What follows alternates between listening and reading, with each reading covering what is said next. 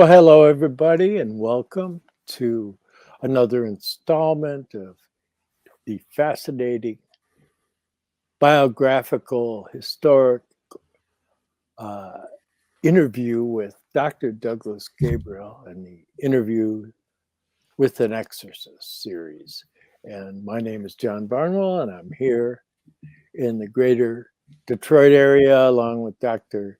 Gabriel, and we're going to try and clarify a few things that led Dr. Gabriel to become one of the top leading experts on the work of Dr. Rudolf Steiner in North America. Douglas, how are you? I'm doing great, John, and yes, it's quite exciting. Somebody said the other day, "Oh, now we know who you are. You're the anthroposophic Forrest Gump. You just end up at the right place at the wrong time, and having no intention of doing any of it, and then stumbling in, and that's what I do." So, oh yes, this is a good story, and it's a very good story because it happens to be a background story for how it is that I am obsessed with the Holy Grail, both the cup and the spear. I think I was about, I don't know, 11 years old when I first saw the Spear of Longinus in the World Book Encyclopedia. And the second I saw it, I said to myself, well, I've held that in my hand before, and that didn't stab the side of Christ, which wasn't a very nice thing for me to say, seeing that the whole Catholic Church builds their whole, big deal about the spear of Maurice, the spear that stabbed the side of Christ, which they gave. I don't know who was that, Pope Leo or somebody gave it to Charlemagne. And of course, we know that it was made then because it's been tested. But my obsession with the spear and the Grail is because my teacher, Werner Glass, and another one of my teachers, Rene Carrito, were both students along with another person named Trevor Ravenscroft with Walter Johannes Stein. Now, Walter Johannes Stein was one of the original Waldorf teachers, and he was one of Rudolf Steiner's best friends. Matter of fact, he considered him a peer, and he was the only person that they allowed, besides Rudolf Steiner. Yes, there it is, the 9th century, a very principal book on the Grail. Now, yeah, because he pulled that out, I'm gonna get him back. Okay. Yeah, and then there's this one, which is a much better version. This is John's book on the Grail, right? The Arcana of the Grail Angel. And then there's my book with Title's help, of course. I don't do anything without the help of my beloved, is The Hidden History of the Grail Queens. This is a recent book. As we always tell you, you can get a free PDF from our site, or you can go to Amazon and get it if you want a hard copy, but that's not the issue. The issue is that each of these three students of Walter Johannes Stein wrote books on the Grail, okay?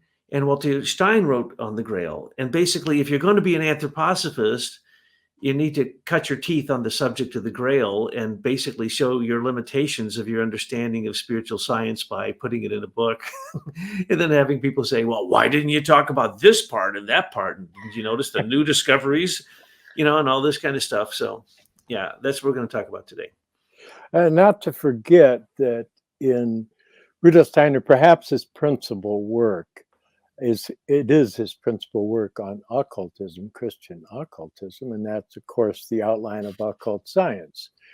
And in that book, he says, were I to give this book another name, it would be The Grail. And so when you consider a dinner I had with Werner Glass, who Douglas was just referring to, his mentor, the direct pupil of Walter Johannes Stein, that when he went to South Africa, he couldn't take a bunch of things. So he only took that book and he read it 10 times. And so he knew it inside out, backwards, and forwards, and upside down, and from every angle, pretty much. And so that gives you kind of a feeling for the depth of consideration. Not that we're not fools, because we are, and we wholeheartedly admit that, but that we have spent our adult life pursuing this subject. Yes, and my adult life has only been since like last year. Now, this is a meteorite, okay? So let's remember they have been obsessed with these in all religions since the beginning of time. Aboriginal culture is obsessed with this because they could turn it into workable tools, which could be a plowshare or it could be a sword or a spear. And when these came from the sky, they called them spears. That they called them fiery spears. And in Indonesia, they take these, hammer them out, and they believe that they're gods. And so when we're talking about the Spear of Longinus, we need to remember that it was a magna or a nova, a new magna, great, hasta, which means a spearhead of a centurion on a short staff, because centurions had a short staff. And this was the spear that supposedly stabbed the side of Christ. Now, if you go back into ancient Hebrew history, you're going to find out that, and I'm jumped right over poor old Trevor Ravenscroft, his book Spear of Destiny. I'll come back to that. But if you go to the original Tubal Cain took a meteorite that fell from the sky and turned it into a sword and a spear. And you can follow that all the way down through the Hebrew history as being the most important weapon that was even kept in the Holy of Holies. It's called the Spear of Phinehas. And it was, I'm not going to go into the story of that, but let's just say that it was still around at the time of Christ. And when they always brought it out if they were going to, from the Sanhedrin, kill someone, because they only had authority to kill someone if the Roman prelate would let them. So they got the permission to kill Jesus Christ because of blasphemy. And they were coming out to break his bones and stab him with the spear of Phinehas. What people don't understand is that the spear of Longinus, they say Longinus was blind. No, he wasn't blind. He was blind to the spirit. He'd been traveling around for 2 years watching Jesus as a spy, making sure that he didn't get carried away because he was called a zealot. They didn't like them getting too zealous. And so he's standing by the cross as Christ is dying on the cross. And when he sees the spear of Phinehas on the Sanhedrin coming, he stabs Christ in the side to show that water and blood, that the plasma has separated from the blood. And that's why you get the whole other version of the Grail, that there's water and blood, and that Joseph of Arimathea caught both in 2 different vials. But anyway, that was a mercy thing. That was to show that Christ was already dead and that they didn't need to break his bones and they didn't need to stab him with the spear of Phinehas. So this spear was the spear of, it was mercy. It was love. It wasn't an evil Roman trying to kill Christ. No, it was an act of love. And at that moment, when he said that he acknowledged that Christ was the Son of God, he was one of the first converts.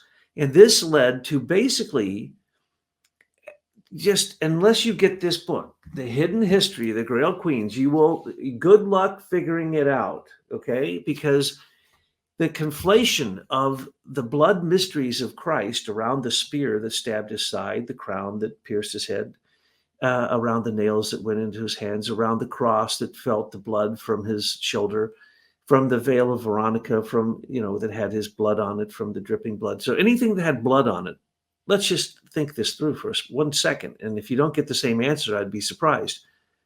Where would they have taken those things and given them? Wouldn't they have been held sacred? Of course. They would have given them to his mother. So it is our contention that the first Grail Queen was Mary, the mother of Christ, or who we call Sophia. And then we can see that the Hebrews who became Christians were in Jerusalem for a while. Then they moved to Ephesus, and that's where Mary supposedly stayed for 11 years. And then Peter and Paul were in Antioch. So you can see that these blood relics would have stayed, right, either with Peter, the head of the church, or Paul, or Mary. But no matter what, they would have ended up not in Jerusalem. They would have ended up in Antioch or in Ephesus. And maybe after Mary was assumed into heaven 11 years after Christ died, she lived in what was called the House of Dormition in Ephesus. And all of her disciples, all of Christ's disciples gathered around and watched her go into heaven. At that point, Peter would have taken the spear and whatever the Grail was. I'm not going to get into the details of that, except that you have to have the spear and the Grail together. But there's a tremendous confusion because of the conflation of ancient Irish stories from the Mabinogian ancient stories of the courts of love, the courts of or the romance of the rose, or the what the bards were singing about, or what happened in France, or the really it was the Grail, because now we have the stories of a child of Christ as the Grail, because it's holy blood, Grail, holy Sangreal, holy blood. So they think that Jesus had a baby with Mary Magdalene called Sarah, or the child of the wondrous child, and that they left from Ephesus and they went to Marseille, France, and then went all the way across the south of France to St. James de Compostela, because St. James was with them. James, the brother of Christ, was with the three Marys after Mary, the mother of Jesus, who we call Sophia, ascended to heaven. The Grail traveled across, and you have this incredible, you cannot get to the bottom of this history. I mean, I've studied it now for I don't know how many decades. I've studied it hard because my teacher, Werner Glass, wrote a book on the Grail. Rene Corrida was my teacher. He wrote two books on the Grail, one with Werner. And then Trevor Ravenscroft wrote these sensationalistic books that are kind of crazy. This one's called The Mark of the Beast, but it has a front cover that has the Spear of Longinus on it, the Spear of Maurice. But his first book was called The Spear of Destiny, and that is the spear that is in the Habsburg reliquary in Vienna. And I went there to see it when I was the first chance I was able to go, I think when I was in the military. And I stood in front of it and I said, no, this did not stab the side of Christ. But did it have magical religious did I pull energy up the right in it? one? Did I That pull was up the right perfect. one? I just wanted to make sure. Thank you, Grail Queen. Well, You I see, know the Grail, because there's several, and I want people to know, because we've got this one too. oh, that's the one in Armenia. Yeah, That's the Chaldean one, yes, which is completely right. fake. That one is okay, and then we have this one. I don't know. Yeah. There it is. There you Okay, go. now That's a beautiful one, though. it is beautiful, but I want people to look at this. Now, this is not the shape of a first century Roman hosta. It's just No. not. It's a standard. It's a religious standard. Right. It's just, that's not it. So I don't care. We just missed that one. And this one right here, there is no freaking way that was the spear that stabbed the side of a criminal hanging on a cross, and that's the one that they keep saying is the one. It's not, just by looking at it. So anyway, I hated to burst your bubble, but I want people to see what you're talking about. That's right, because this story's deep. Now, there are two nails in that underneath the gold flange, but those nails, no, they're not. They've been tested now multiple times, and they go back to, and remember this, they go back to, well, Walter Johannes Stein wrote a book called The Ninth Century, but these go back to the 8th century. And so they were made, and then they were made by the Pope, and they were sent as a relic. But this was a big deal in those times. Now Michael McKibben, if he was here, he said, now hold on. Doesn't mean that the Pope didn't have the real one and that he touched that one to the real one and it became a second tier or a second class relic. I'm not saying that. I'm saying that thing had energy from all the worship of it, from the greedy desire in the Spear of Destiny. Trevor Ravenscroft, who was actually a shell-shocked World War II soldier, there it is, that's the cover. That's the first book I read that talked about Steiner as the white magician who fought the black magician Hitler, and that Hitler had coveted the Spear of Destiny, and that everyone knew that whoever had, because for 800 years, the Habsburg dynasty and other German rulers had held it, and that it was there at the coronation. And so therefore they believed whoever held the spear would rule the world. And this legend goes back, and then Trevor Ravenscroft, being shell-shocked, took the mysteries of the Grail and turned it into a Dan Brown movie, except Trevor Ravenscroft was before Dan Brown. So, and he made it into a spy kind of thing. And this sensationalistic book that brought so many anthroposophists to Steiner that you can't count. I'd say the number one book to bring people to Steiner was The Spear of Destiny. Yeah, and to give him some credit, as Brian Lynch was wont to say, that, well, the chapter on reincarnation and karma is really, clearly written. It's really, he did a good job with that. But you're right. Shell shocked is a good description.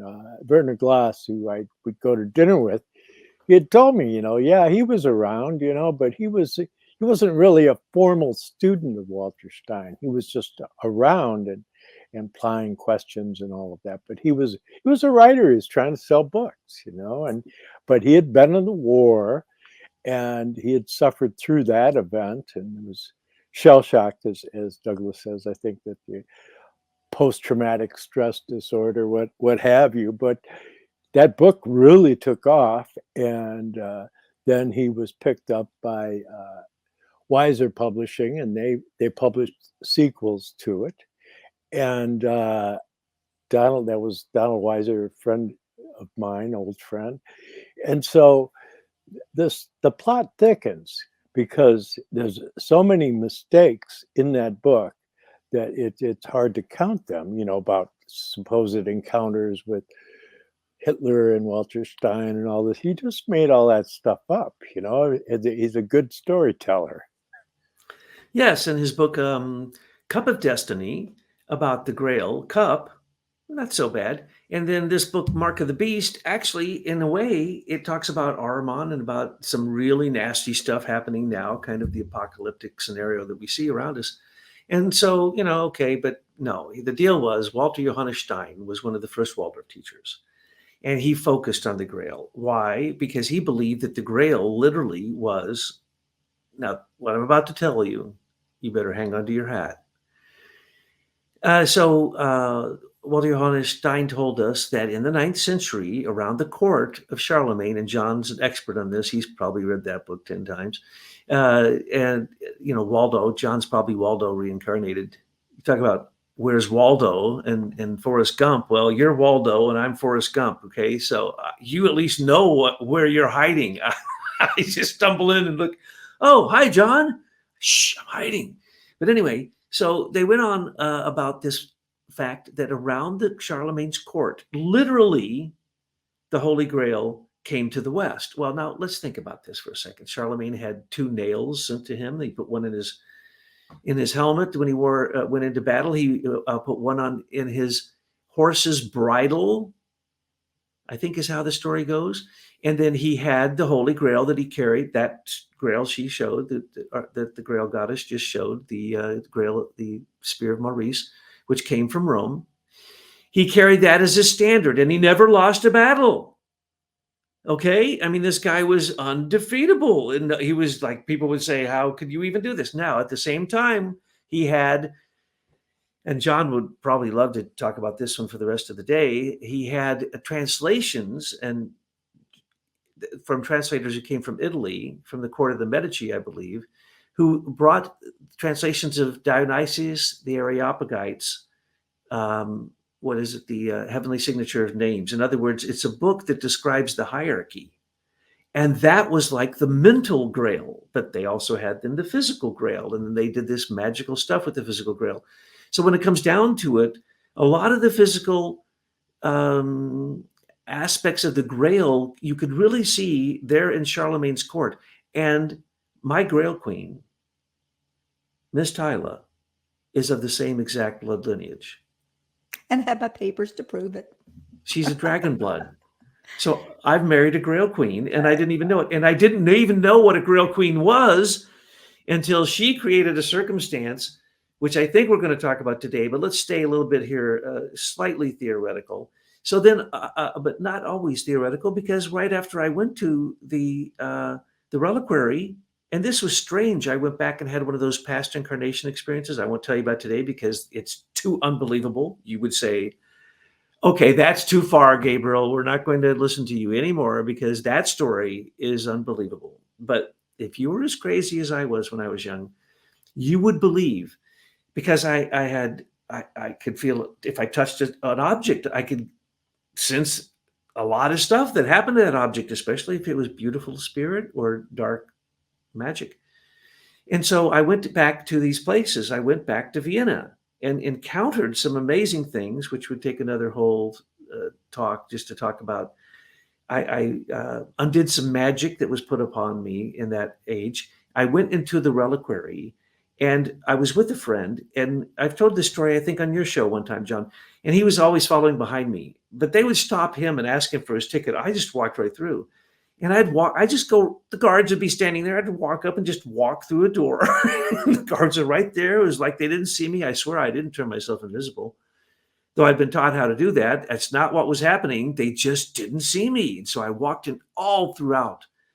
The Habsburg reliquary is in it's the major palace. It's the Habsburg Palace, right, and right next door. And then there's the historical museum. But anyway, I was walking all throughout these places, going in to listen to the Vienna Boys Choir. No one gets to do that. No one gets to listen to them practice. I'm sitting there listening to the Vienna Boys Choir. I went down to see those white horses, what are they called? The Lippensauer horses, the greatest, most amazing Arabian horses trained. No one gets to watch them practice. I walked in, I sat, I watched. I went to the reliquary. I was actually went into rooms. I knew that behind this one door, I'd find the match to the Maurice, because I said, the Pope's not going to send Charlemagne this spear without sending him a cup, right? It's nowhere in any of their registries. I walked through this door where there was a guard standing right next to it. Don't know why he let me walk through. And there was a very small room full of very obviously very precious things. And here was this cup. And then later I found out that they said this came at the same time from the Pope. So the cup and the spear always have to go together, right? And so then I went to other places where there are copies of this or shards of it. And I went to St. Peter's because I was told by my master teacher, Father William, that I had to go to the statue of St. Michael. And then I would find that the tradition, and he said, you'll sense this, the tradition is that the shield of St. Michael in any real Catholic church is going to be made of a meteorite.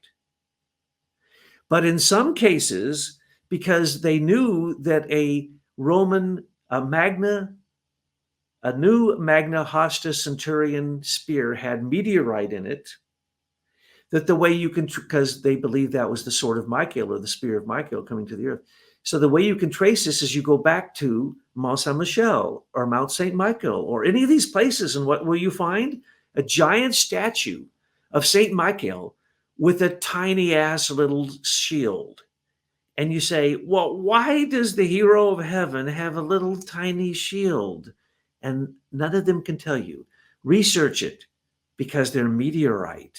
And meteorite's very rare, and they didn't have much. And where a meteorite fell, they'd build a church dedicated to St. Michael, and they would take that meteorite and turn it into the shield. And so I traced these through all these different places in Europe with some indications I've been given back when I was 14 years old. So that's how long I've been obsessed with it. If you were on a tour, they would have said, well, that was all he needed. He was really good at using a shield. Yes.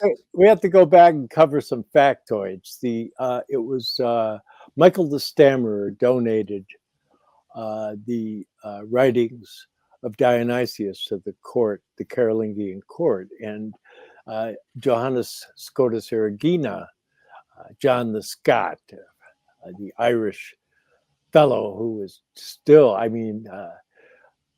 you have people that are leaders in philosophy still marvel at his paraphysion, So I challenge anybody listening here to try and tackle that awesome work, because you had a guy who was basically a syllabus of advanced culture for that time. So he knew Greek and he knew Latin and the vernacular languages.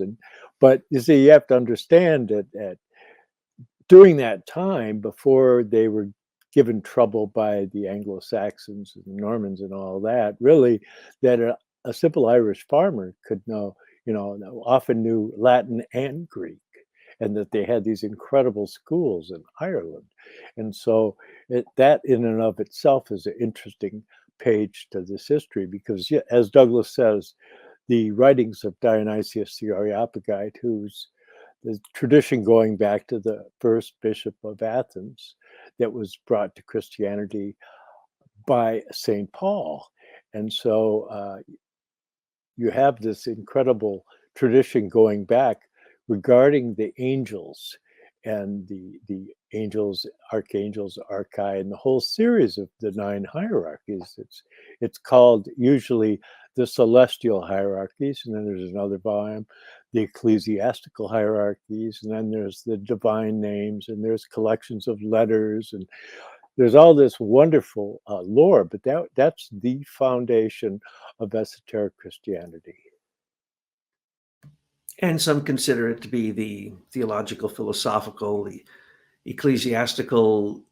It is the Grail. If you study that, I've often said that if we had a new religion of the hierarchies with the Trinity above them, and you use Steiner's cosmology, that would be the most comprehensive religion ever created. And so that's what the Grail is. Now there was Stephen Robos. He put together this little book called The Holy Grail, which are quotes of Rudolf Steiner. So if you want to get the simplest, quickest route, and what are you going to find in here? Steiner says the Grail is a bunch of different things. And so you're going to ask the question, but does he say in there that there is a physical relic that came from the Last Supper that Christ handled? Does he say in there that the Spear of Longinus has been not lost to time? No. Matter of fact, Steiner's not big on relics at all. But the point is, it doesn't really matter. If Helena, the mother of Constantine, and wasn't it? Well, she was obsessed, and she went to Israel, to Jerusalem, and brought back all kinds of things, including nails that nailed Christ to the cross, big parts of the cross, the crown of thorns, all these different things. So the question is, this is the real question, and that's the reason that it devolved into the Holy Grail. Is it's a chalice, and that's it, like the chalice of Valencia. Matter of fact, if one were to use modern science, which I call superstition, to date these things, the only cup that comes close to being 1st century BC and or 1st century AD, but of course before Christ. So there's only one, and those are the 2 jasper bowls that are in the cup of Valencia. And when you trace that back, it ends up in the hands of Sancha of Leon, and it being protected by really what you'd have to call the original, they were called Conquista. They were the ones fighting the Arabs in Spain.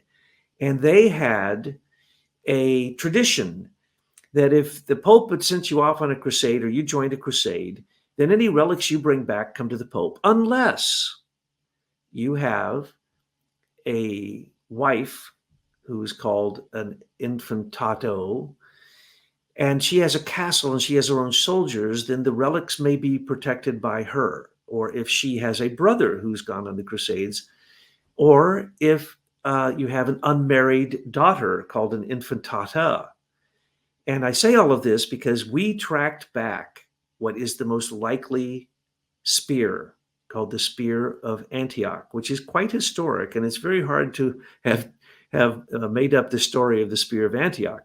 But I must admit, though I had ran across this in all my studies, I had never taken it seriously enough because I didn't look at the history close enough. And it took the work of Michael McKibben and the miners to keep bringing out more details until we looked at it to the point that now a most amazing thing happened with our studies of the Spear of Antioch. But let me go on. So it was Mary. And then later, the person who got the Spear of Antioch was Elvira of Castile, the wife of Raymond V, who led the First Crusade and found the Spear of Antioch in the Cathedral of St. Peter after Bartholomew, a young man, had a vision of St. Andrew who told him, go into this cathedral. It's a cave, really. It's a cave, and it had a cathedral front. Go in there and dig. And they even told him where to dig, and you're going to find the spear that stabbed the side of Christ. And you need it because you're being held in the city of Antioch by the Seljuk Turks, and they're outnumbering you 10-1, and you have no more food. And as Tyler always likes to point out, they were eating their shoes, and they had nothing. And then this vision came to this boy. And so they went and they looked, and lo and behold, long story short, They find the spearhead, not the staff, the spearhead that is in the first Christian church. Okay. And if how did this guy, if this is fake, why would Bartholomew have brought this spearhead with him and waited this long to then have the vision of St. Andrew? No, that doesn't make any sense. This is a real thing. And then what were they told to make it ultra real? This is what they were told by this spirit, St. Andrew speaking to Bartholomew, said, you take the spear, you use it as your standard, you just march out against those Seljuk Turks to prove God's power, do it barefoot. And they did, and they won. And then they won the next city, Tyre. They won the next city, Tripoli, and they won the next city, eventually another one, and then Acre, and then Jerusalem. And then even after that, Raymond V, holding this standard of the Spear of Antioch, then had to have one last battle at Escalon, outside of Jerusalem, totally thwarted the Seljuk Turks, pushed them all back. They got Jerusalem. So the First Crusade was a success because of this spear. And then it mysteriously disappeared in history. That didn't happen. Yeah, that's, I mean, there's so much lore. I could have pulled out a bunch of books that give you original sources on that.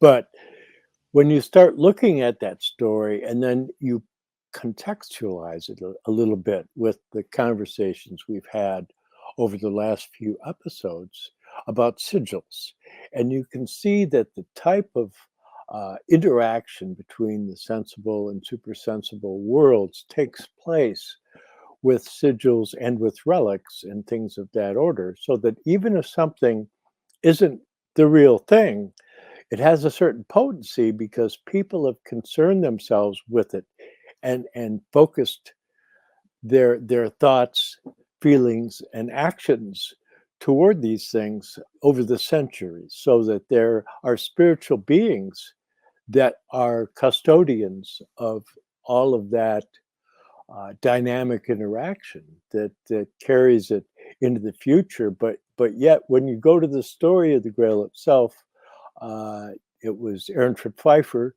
that went to compost Santiago de Compostela, and that's in the hills, the other side of the Pyrenees, from France, in Spain, and he had, because Rudolf Steiner had said that for a period of time the Grail was kept there, and so that feeds into the story that you tell regarding the Cup of Valencia, because that's a very logical sequence of events, going through Santiago de Compostela and then going on and ending up in Valencia Cathedral. So that's a very interesting, and again, these things are powerful if you work with them as a spiritual dynamic. And the historicity, the accuracy of it, you can't get too caught up in it. Well, is it the real one or is it not? Because it's your devotion to the quest. That's the power that you're receiving from this. Yes, and I was convinced that, after all that I'd been through with my training as a priest, as an exorcist, and, having these terrifying experiences, that if I stood in front of something that was a true blood relic, so I went to the place where the blood, of Saint Stephen turns liquid. I went to the place where the blood of Christ, the foreskin of Christ, turns liquid on a certain day, and all this stuff to see what would happen. And I'm standing in front of these things going, it has exactly what John said. It has the elemental beings that are part, that came, as well as the hierarchical beings who came to participate in the using that as a vehicle for worship. Now, most religions, you call that idolatry. As a matter of fact, I used to love to go to the Krishna temple, and they had these dolls that they dressed up as Krishna and Balarama and Radharani, and they treated them like they were human. They dressed them up on the different seasons, and they offered them food, and they were offering them incense, and they dance in front of them, and they loved these idols. And you'd say, dude, you do know that those beings aren't really in there, right? And they'd go, oh, no, they are. I mean, they were 100% convinced, right? This is idolatry, right? So are we going to use this? No, this isn't what the point is. The point is there's historicity. The point is some things can be proven, and that's what we're after. We're after the truth. So let me go back a bit. With the Grail legend, if you take the idea of Longinus, who had the spear, Joseph of Arimathea, who had the cup, the three Marys, and Mary Magdalene's daughter, Sarah, St. James, and they all came from Ephesus to Marseille, across all the way to St. James de Compostela, which John was just talking about. And then they went to England. And then there's all these stories of what happened in England. And it's like, you go, come on, was all this made up? This can't all be made up, is it? I mean, how did they coordinate all this over all these centuries? But anyway, there's stories there that Longinus came to live there, and that Boadicea went, when she was fighting the Romans, and she went to Thetford Castle. Oh, she locked them up there in Thetford Castle. Both Joseph of Arimathea and Longinus asked if she could borrow the spear of Longinus, and she held it as her standard, and she never lost a battle. And then she returned it to them and then freed them from the castle. Now, where did that story come from if it didn't have some piece of reality to it? Yeah. You mean Boudica. It's Yeah. pronounced Boudica in Anglo-Saxon.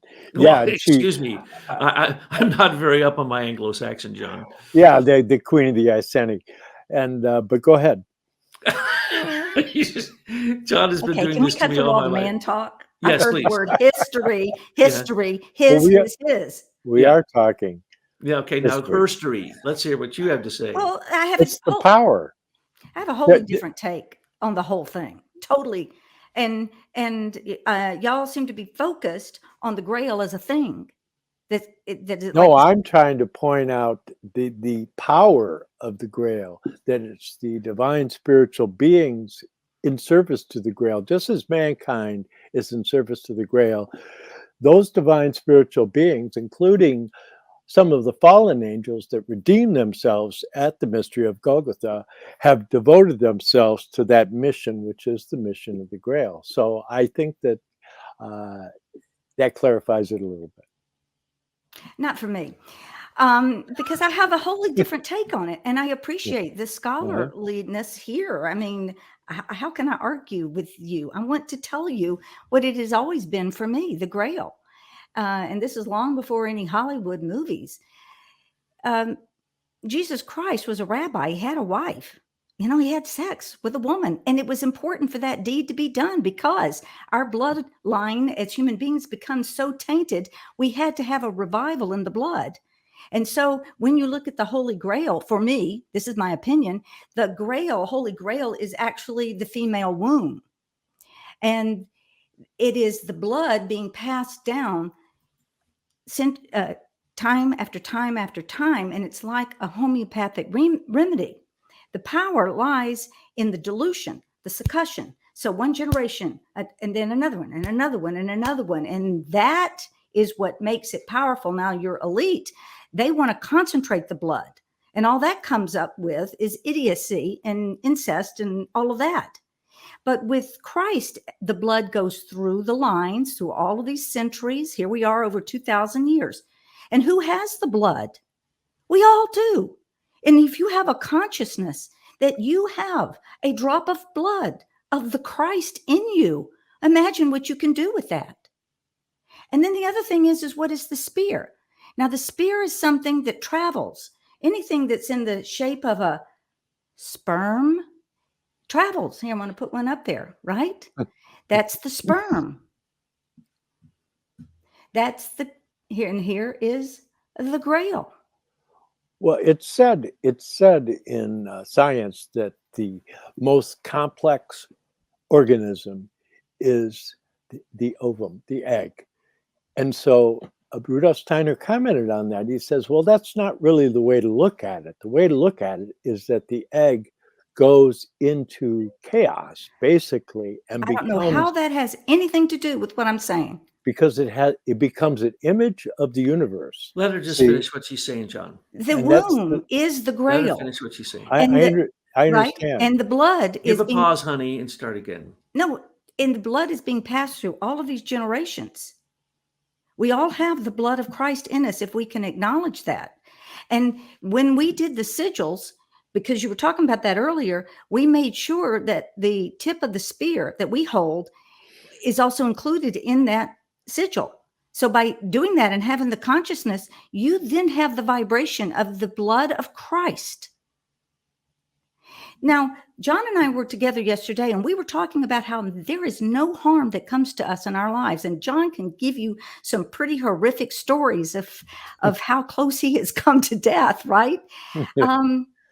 But nothing ever happened to him. Why? Because he has a spiritual coat of armor. He has this Christ and being around him to protect him. And I'm saying they walked out of Antioch. All they had to do was hold the spear and walk through the evil. And that's all we have to do now.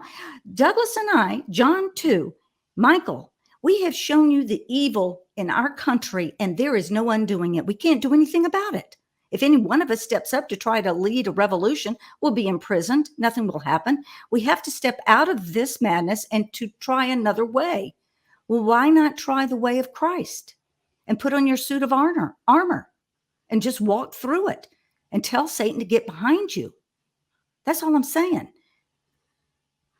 You're Absolutely. right. Steiner pointed out that each of us has a drop of etheric blood that is a risen I'm not drop talking of Christ's about blood. etheric blood. It's actual blood. Well, it is, of course. Okay, but I just, I'm saying this, and I always hear this. Oh, well, Steiner said, and on and on and on, because you men will not acknowledge that there could be a female that had intercourse with the Christ and had a child from that, and it was a female child, according to legend. It's not always a good idea. It's not always a good idea to assume what I think. I agree. I agree. And so that's good. Platform. That's good, and that's important too, because there is challenge that. It. No, I rather than challenge it, what I do with things of that nature is I explore it, and that the healthy way to approach these things is to remain open. That maybe it's just possible we don't know everything, and so that's the spirit of the I'm not going test. to walk it back. No, I'm not telling you to walk it back. What I'm telling you is, and who protected the spear through all these ages? It was the female. Absolutely. But see, the point from Blavatsky, she talks about how any occult symbol has at least 7 different levels of interpretation. This is not just a symbol. So you know, it's not a symbol. It's a thing. The spear is a thing. Because it means something doesn't mean it doesn't mean something else. Okay, and that's kind of the. I agree, but why is it in all the conversations you two have, and I've heard about the Grail, there has never been a mention of the female womb as being the holding place and the Holy Grail? Because that was your job. Well, we why has it been discredited all through history? It's so thick in this book, it's ridiculous. They don't even. This gives the credit for the first time in history to the maidens of the well, and the fact that their well is their uterus. It's the bloodline, and that's why there's an obsession with Christ. People thinking that Christ has a bloodline. Well, maybe he does have a bloodline. That's not my issue. My issue is that anything that the blood of Christ touched, which is also the earth, because the blood dropped into the earth, is now sanctified. And yes, all of us have that literal physical blood there. And what we've done, we were asked to look into the provenance of the Spear of Antioch. And we're looking at a very physical relic. That's the reason I'm talking a lot about physicality. But when it comes down to it, it's the male and the female uniting. That's life. That's it. Yeah. If you think the Grail is anything else than the life that pours out of it from the superabundance that the Grail gives, or that the chalice for the Grail is anything other than either the woman's uterus or the man's and woman's larynx, and in the future it will become even more that, and then of course what the male has to give. So it's the white and the red, it's the white gluten of the eagle and the red blood of the lion, and the woman is the red blood of the lion, and she has been in the Grail legends completely sidelined, and that is the part that they're without a doubt. Well, so much of the Grail literature is monastic, and so you have that kind of really divided thematic approach. But if you look toward that, then you find that, well, it was Bernard of Clairvaux who developed the whole idea of the veneration of the Virgin Mary. That's really where it began, and he was the sponsor of the Knights Templar. And so it absolutely fits together. That female element is so critical because that's the core. But you're the first one I can remember that really addressed the whole idea of the uterus, and as the Grail is an image of the uterus. There's no It is. question. It is. I It's like can't argue your point. it's those spears. That is not the spear that they hauled up on Golgotha to stab a common criminal. That But yet that's the spear. No, it's not. And the reason why it's important that we identify this is because this is a holy relic that was left to us. It passed as a spear. A spear, you can throw a spear. It was literally thrown through time and space to be with us here now, to help us through these difficult times that we're going through, to reinvigorate our spiritual connections. But what Rudolf Steiner says about the spear, he said that when the spear was put into the side of Christ, that blood came out of Christ, and of course water. And he said that what that did was that released the excess egoism.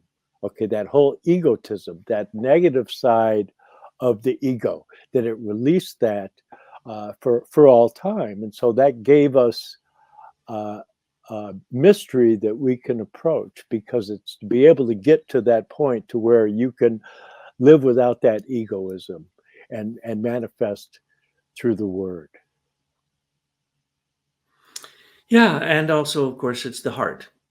The heart is also a grail. But what is the heart? It's blood. And the mysteries of the female, the mysteries of the blood, as we put it out, and Tyler has written in the Gospel of Sophia, are the mysteries that have been endarkened. They have been hidden. They have been warred against. And when we talk about these Grail mysteries, the Catholic Church has basically said that they own them, and then warred against anybody who wanted to preach it, anybody who wanted to teach these kind of spiritual ideas. And it's also most interesting that in the Occident and Provençal, they still believed in the goddess. So many of the, basically the Cathars, the Albigensians, many of these cultures that came out of the East that went into Europe started establishing a female lineage. So Raymond V's wife, Elvira, had whatever relics there were that were taken by the first Crusaders because Raymond was their leader. We know that at least the Spear of Antioch and probably other things, and she brought her son, Alfonso Jordan, back to Europe, and was there invoked the infantada, which means she's keeping the relics, not giving them to the Pope. And then we know that she went to visit her relative, Urraca, in Castile, and then they went to Lyon, and later basically gave these things to Queen Sancha in Lyon. And we believe that the Spear of Antioch was then buried with Queen Sancha. And from there, it was found by someone from the Habsburg lineage and put into the imperial reliquary, where it was basically not known for what it was for a long time. And there have been studies, there's been forensic studies done on this spear, demonstrating it is a Nova Magna Hosta 100 BC. And there was a tradition in those days that a centurion passed his spearhead on to his son. This is a very, very long tradition in all religions, almost, for the warriors. Spears represent victory. So when we're talking about the spear of Michael, it's the victory over Lucifer, casting him from heaven. When we're talking about the spear of Longinus, it's the spear of a person who then became a soldier of the way, the truth, and the life. Christ is the way, the truth, and the life. Well, the way is to go from being a warrior into a peaceful protector of the blood lineage, or literally, in that case, Longinus was the protector of the mother of Jesus, Mary, or as we call her, Sophia. So Longinus was the archetype for Saint George and the dragon. He was the archetype for Saint Frenarius and Demetrius and a dozen different other soldiers who became defenders of the faith. And that's really how the Arthurian legends got mixed in with that. It then became a mix of Arthurian and Grail and Christian legends, old Irish tales, and also Norse mythology. And when Tyler and I founded the Americans for the IMA, the American Intelligence Media, we said we would use a spear because the spear represented Odin. And as she pointed out before, you throw it and it never misses. It's called Gungnir. And this was long before Christianity. And then she says, no, we're going to use 2 spears. And I said, well, why would we use 2 spears? She goes, I'm going to get a spear too. I'm Frigg. So Odin and Frigg both have a spear. And they both have a long history, as it were. And what we do is other people have sent us things that we vetted, that we checked on. We did historical research on all kinds of things, weird things, including holy grails. And what we have found is that some have certain fantastic healing powers and we can't explain them, and others, of course, are fraudulent. So that is how I got into anthroposophy. Someone handed me the Spear of Destiny book, and because I was already obsessed with that, I decided to follow through and believed some of that at first, that Rudolf Steiner was the white magician who fought Hitler and that he was the #1 person on Hitler's hit list, and that Hitler made a copy of the spear that we have seen pictures of here, which is the Spear of Maurice, the Spear of Charlemagne, and that he moved one of them down into the Antarctic, and on and on and on. These stories are just, they get confabulated into the most amazing stories. They make great Hollywood movies, but in fact, they may not have much to do with history. So we are all about truth history, and we're also about trying to show the spirit behind things. And that's what I think has been presented here today, that it isn't about like these relics that I can tell you. You can go down to St. Solanus' church, the church in Detroit, and you can see whole walls full of these relics. But it's your faith that makes a difference. It's your belief. It's the fact that you have your personal connection to these things, and that in your own blood you have the Holy Grail, and that your heart is the inexhaustible chalice that pours forth the Spirit that is given to us by Christ. And so that's the reason, they always show the Holy Spirit as diving down into the chalice, because we open ourselves, we become empty, we give our blood over to Christ, and women do that, of course, through being a mother. Men, well, we have a much harder time of it. But when it comes down to it, it's a matter of opening yourself with emptiness to receive the Holy Spirit. And that, we think, is as powerful as any relic on the earth. I think it, at least. Well, Rudolf Steiner is very clear, because he says in the future, Christianity will not really be a religion, and that anybody from any of the world face could come to Christ, because Christ came for all mankind, and that they shouldn't let the language that it's couched in, or even the symbology, that it's a universal reality. It's not just a doctrine from a book. That Rudolf Steiner had also said, and I mentioned this before, that you have like the way, the truth, and the life. And the previous teachers of mankind brought the way and the truth, but only Jesus Christ was the life. And so we have a transformative event, not just for mankind, but for the divine spiritual beings, because it was the first time and the only time in the history of Earth evolution that the Logos, the divine spiritual being behind creation, entered into the human form for 3 years and a few months, and brought about this Grail event that we're discussing here. Yes, in the book that I keep showing you, The Hidden History of the Grail Queens, we also discuss some of the phenomena of meteorites and why meteorites are sacred, and some of the strangest phenomena you may have ever heard of. When meteorites fall, there have been many cases, and they're documented in the book, of blood rain. And so Tyler's right. Even with the spear, when the spear comes from heaven and it's the sword of Michael, this meteorite, the spear of Michael, blood literally blood. It was tested in the old days, and it was found to be, some kind of animal blood.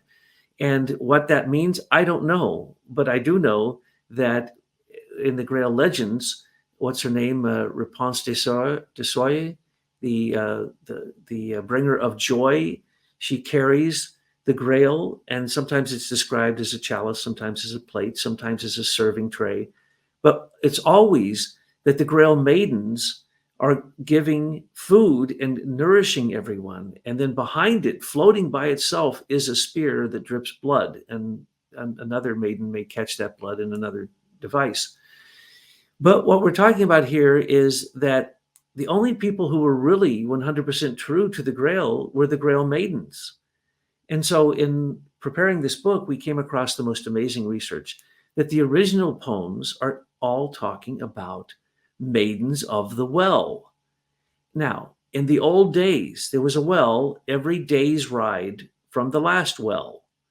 And when you'd go to the well, you didn't just get to go to the well. A maiden came out and took a golden chalice and would give you water and satisfy you and give you food, because usually right near that well would be like an inn or somebody who prepares food, and sometimes a place to stay. So the Grail maidens were the maidens who basically kept the roads of Europe open and free in the time of peace. And then the dark came, and they stole the Grail maidens and stole their Grail cups and stole the wells and poisoned the wells. And all the land became desolate, and all around the Grail castle, it was so desolate that no one could even reach the Grail castle. And then what did Arthur do? He came to reestablish the Grail maidens and bring back the peace that would allow people to travel as well as get water, get food. And it was these Grail maidens. So whether we're talking about the blood lineage of Christ, or the sacred blood of Christ and the relics thereof, or whether we're talking about the Grail maidens or the Grail Queens who protected the Grail, it all comes back in my estimation, and in the estimation of the authors of this book, to being a very female-centered protection of the Grail and the Grail mysteries, and that we find a lot of historical proof of that. And we bring that forth so that you can not only see the provenance of the Spear of Antioch, but the provenance of all the known Grail, most of the known Grails and most of the known Grail spears. And so that's what I wanted to say today, is that this search for the Grail for me was one of the first things that drove me to anthroposophy and drove me into more spiritual research, and still does today. Yes, and so to return to what Rudolf Steiner said regarding the events surrounding the mystery of the Grail, he said that, you had in the early centuries of Christianity, you had all these various Gnostic teachers that had some very deep teachings that were able to be shared with people, because people still participated in the old consciousness of clairvoyance. But as we move toward the intellectual soul's development and the intellect pushed that back. And so in the Grail legend, the image of that is that the angels took the Grail and lifted it up into the spiritual world, and that it would return when there was an individual would come along who was fit to serve as the Grail King. And that's the story that's presented in Wolfram von Eschenbach's Parsifal, where you have Parsifal the Fool achieving the Grail kingship.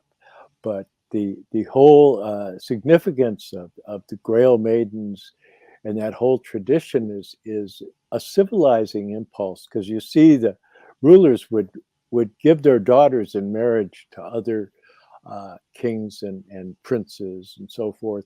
And that was a way of overcoming the limited folk soul impulse and being able to build bridges between all the various peoples of Europe. So it's a fascinating history. And so there's so many facets to it that we're not going to run out of things to talk about. And that's for sure. And I want to thank everybody for coming into the sharing, and here with Tyla and Douglas Gabriel and all the wonderful contributions that they have made. It's just absolutely astounding how much material they've presented to the world just out of their own hearts.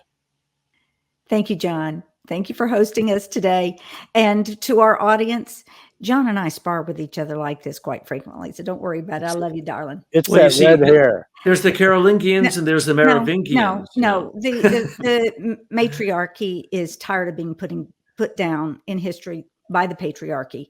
We're not looking to overpower the patriarchy, but we are looking for a balance.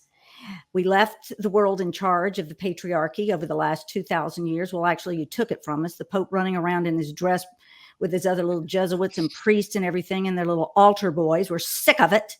Yeah. And the women now, and I'm not talking about trans women, I'm talking about women. We would like our place in history, and we would like to show you and point to you that place that has been hidden. Well, in Tibetan Buddhism, they say there's wisdom and means, and the wisdom's the feminine element. And so that you have to have both together. That's the formula. Of course. But we don't need men and their history, which is a largely lies and propaganda, to tell us women our place with Jesus Christ. That's all. So y'all have a good day. We've enjoyed it, and we'll see you on Friday.